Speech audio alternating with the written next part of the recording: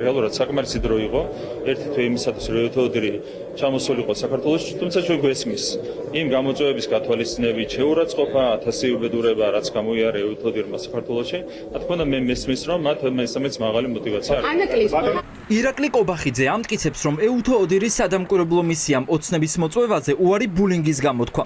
ქართული ოცნების საერთაშორისო იზოლაციაში მოქცევას და არაღიარებას კობახიძე პრობლემად არ მიიჩნევს და ახლა ის ხალხს არწმუნებს, რომ თითქოს საერთაშორისო ორგანიზაციას კრიტიკის შეეშინდა და ამიტომ უარი უთხრა კობახიძეს არჩევნების დაკვირვებაზე. იმხელა ზეწოლის, იმხელა ბულინგის, იმხელა შეურაცხყოფის ქვეშ აღმოჩნდა ეუთო ოდირი საპარლამენტო არჩევნებზე, არანაირი სურვილი არ აქვს, მე ალბათ მგონია რომ შემდეგ საპარლამენტო არჩევნებშიც არ მიიღებენ მონაწილეობას. მიზეზი რა არის? იმდენი შეურაცხყოფა მიიღეს, იმდენი ცილისწამება, იმდენი ბულინგი. ოპოზიციაზე გადაბრალების მცდელობა გაქვს ის რომ ეუთო ოდირი არჩევა. მე აბა მე ვლანძღავდი ეუთო ოდირს თუ ვინ ლანძღავდა? ოპოზიციალურად. ეს ოცნების ვერსია, არადა რეალური მიზეზები იმ პრობლემებში იმალება, რომელიც თავად შექმნეს ქვეყანაში. ეუთო მოუმზადებლად ვერ დააკვირდება არჩევნებს იქ, სადაც ადამიანის უფლებები იზღუდება და დემოკრატია თვალსა და ხელშუა ნადგურდება.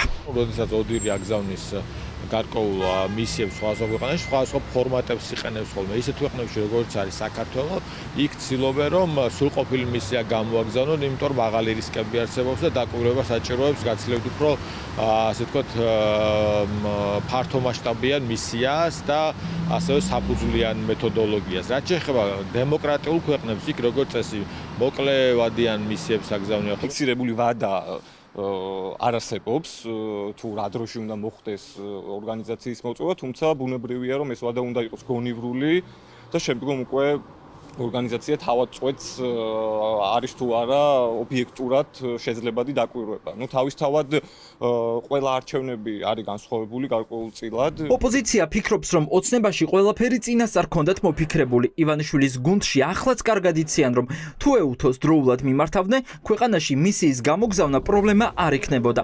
ასე არ მოხდა. ოცნებაში ლამის საკუთარი პირით აღიარებდნენ, რომ ქვეყანაში მიუკერძოებელი დამკვირვებლების ჩამოყვანა არ აწყობდათ. ირაკლი კობახიძემ ეს შესაძლებლობა და დრო სპეციალურად გაუშვა ხელიდან დაგვიანებითი მიმართვა გააკეთა სადამკვირვებლო საერთაშორისო მისიისადმი, იმისთვის რომ მათ რეალურად ვერ მოეხერხებინათ ჩამოსვლა სადამკვირვებლო მისიით 4 ოქტომბრისთვის და ეს არის ის დარტყმა დემოკრატიის საარჩევნო სტანდარტების წინააღმდეგ, რასაც ივანიშვილი ყოველთვის აკეთებს და ყოველთვის გააკეთებს. ეუთო ოდირის დაპატიჟება ჩვენს ქვეყანაში დადგა დღის წესრიგში მხოლოდ იმიტომ, რომ პროევროპული ოპოზიცია და ჩვენი პოლიტიკური გუნდი ვიღებთ მონაწილეობას ამ არჩევნებში, იმიტომ რომ ქართული ოცნება ამით ცდილობდა, რომ არჩევნები გაეხადა კონკურენტუნარიანი და ყურადღება არ გაგვემახვილებინა იმაზე, რომ რამხელა სისტემური დარღვევების ფონზე მიმდინარეობს ქვეყანაში უკვე მეორე არჩევნები. ასე ირაკლი კობახიძის დაძახებაზე ეუთო ოდირი სამწუხაროდ თუ საბედნიეროდ და ჩემი აზრით საბედნიეროდ ვერ ჩამოვა, იმიტომ რომ ამას ჭირდება ძალიან სერიოზული მომზადება, ამ მისიას ჭირდება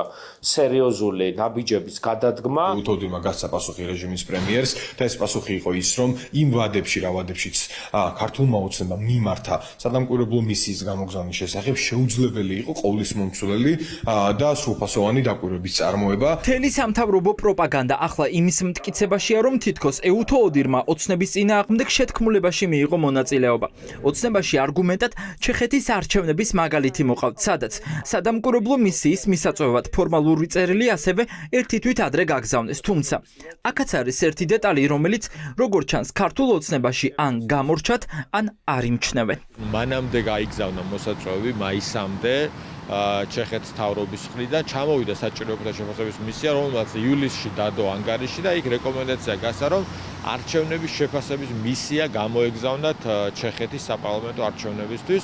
ეს უფრო მცირე ფორმატია, ვიდრე არჩევნებზე დაკვირვების მისია და მე ეს მისია რომ ჩამოსულიყო ფორმალურად უკვე შემდეგი მოსაწვევი უკვე გაიგზავნა სექტემბერში ჩეხეთის მთავრობის მხრიდან. 4 ოქტომბრის არჩევნებს ვერც საერთაშორისო და ვერც ადგილობრივი დამკვირვებლები დააკვირდებიან. რამდენად მოუტანს ასეთ პირობებში ჩატარებული არჩევნების შედეგები ოცნებას ლეგიტიმაციას, ამას მაინც დრო აჩვენებს.